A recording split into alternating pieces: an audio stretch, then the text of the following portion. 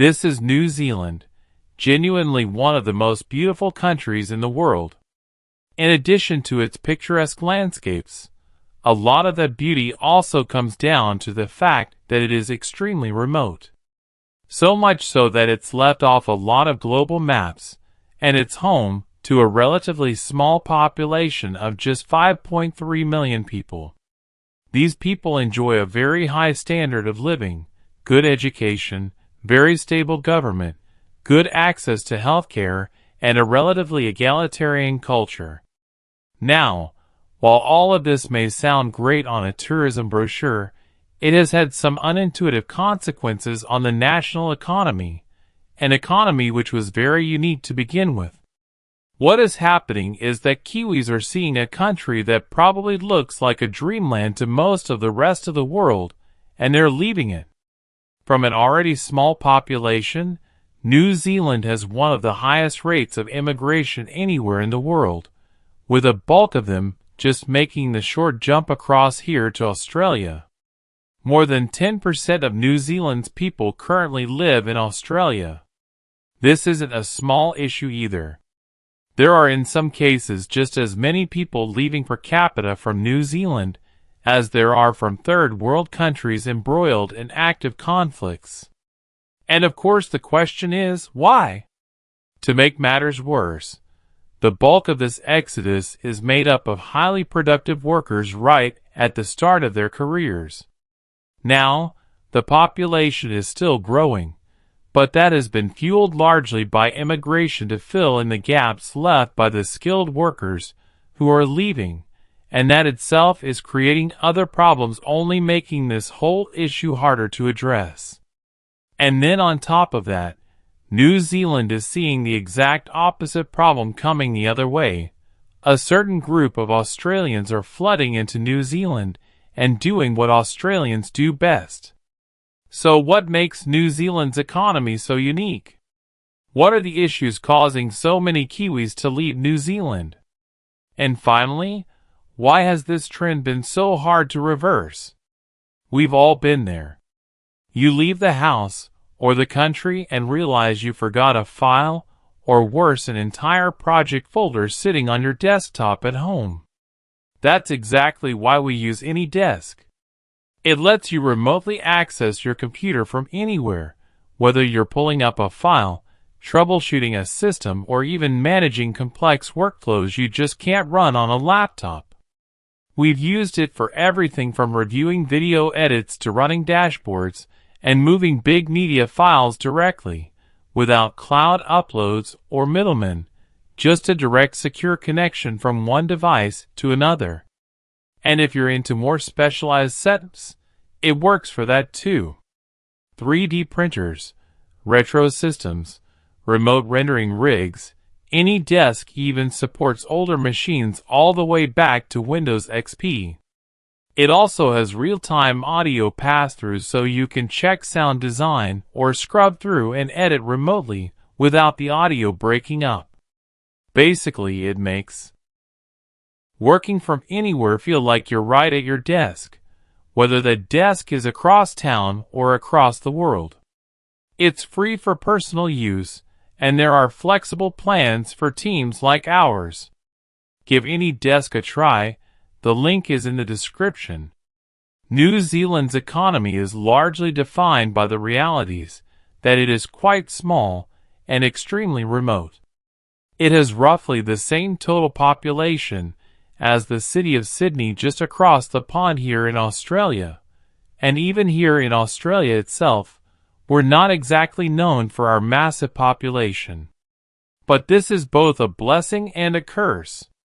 A curse in the sense that building globally competitive industries there is extremely difficult, because almost anything that can be done in New Zealand can be done much cheaper, at a much larger scale, and much closer to shipping lanes up in Asia.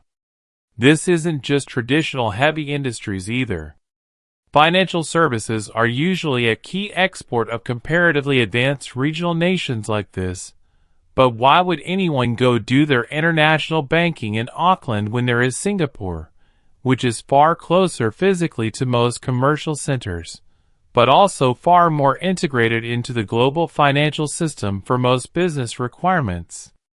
Even if someone wanted financial services specifically for operations in this region, Sydney is right there with a more widely recognized currency and a bigger overall market.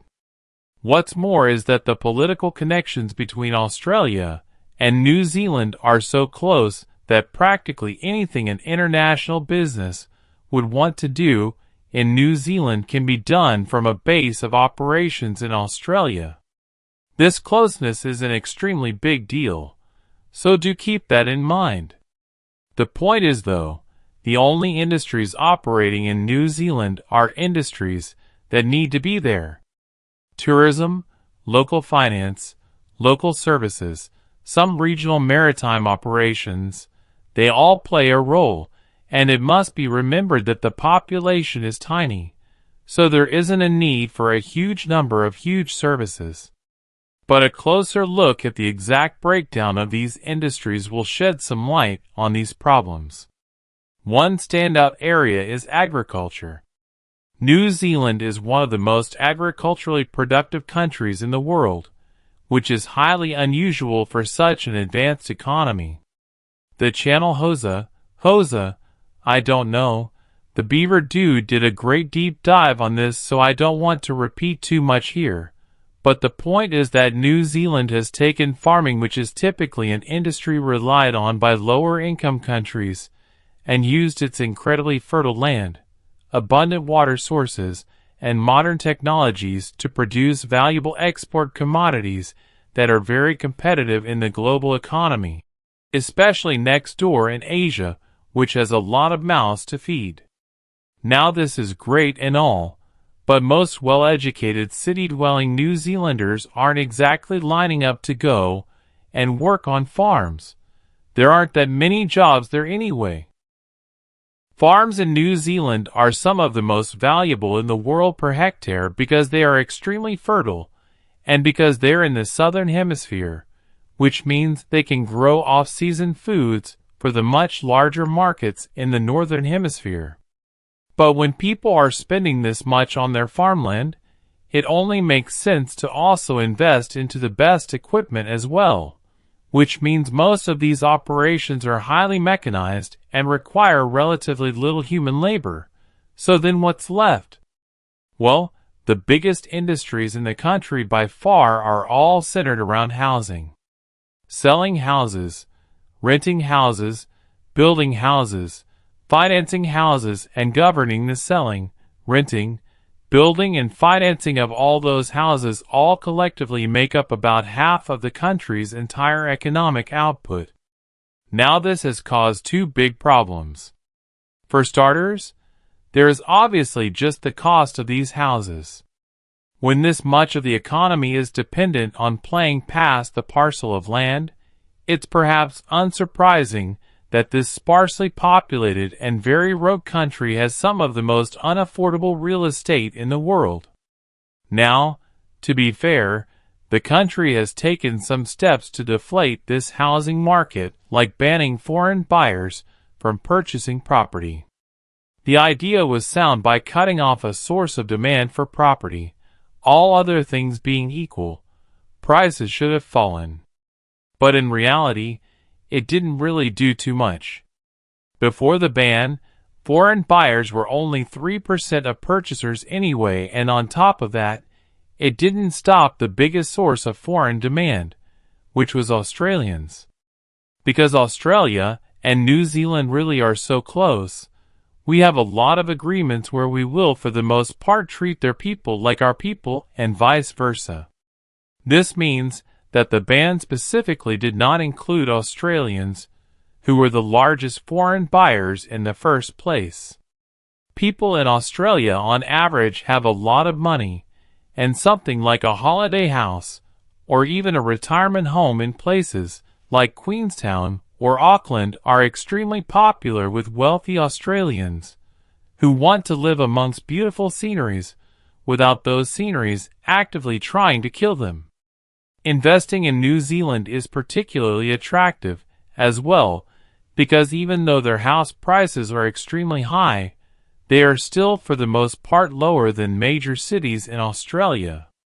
Oh, and on top of that, it can be very tax efficient. Home buyers need to pay something called stamp duty when investing in a property here in Australia.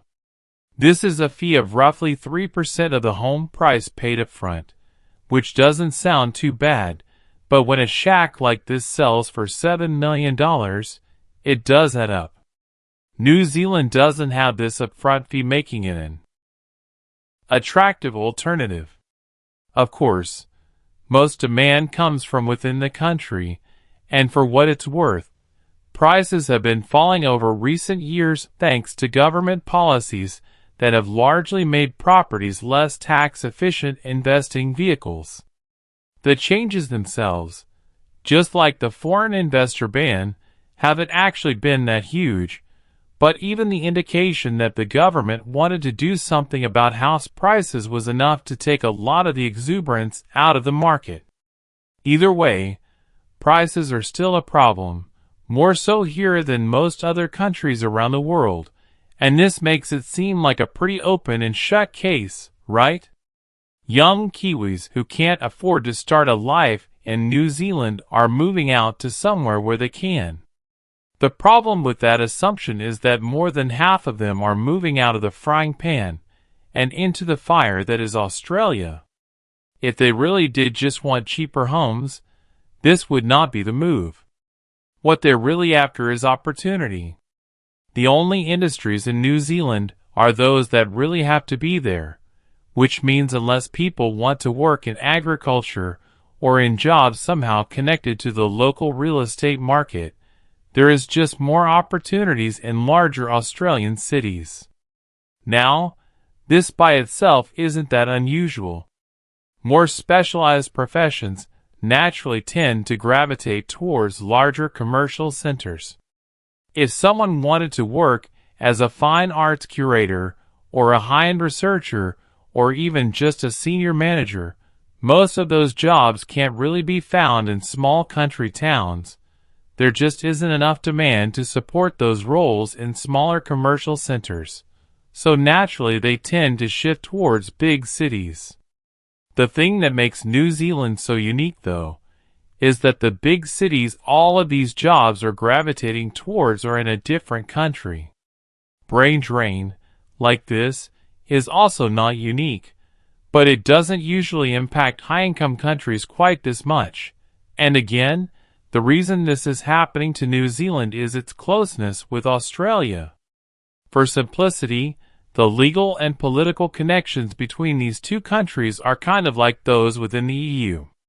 People from either side of the Tasman are free to live, work and buy housing in either respective country, with very few restrictions, which for New Zealanders means that there isn't much stopping their people from leaving. It's also worth mentioning that opportunities for education are generally more plentiful in the larger cities of Australia as well.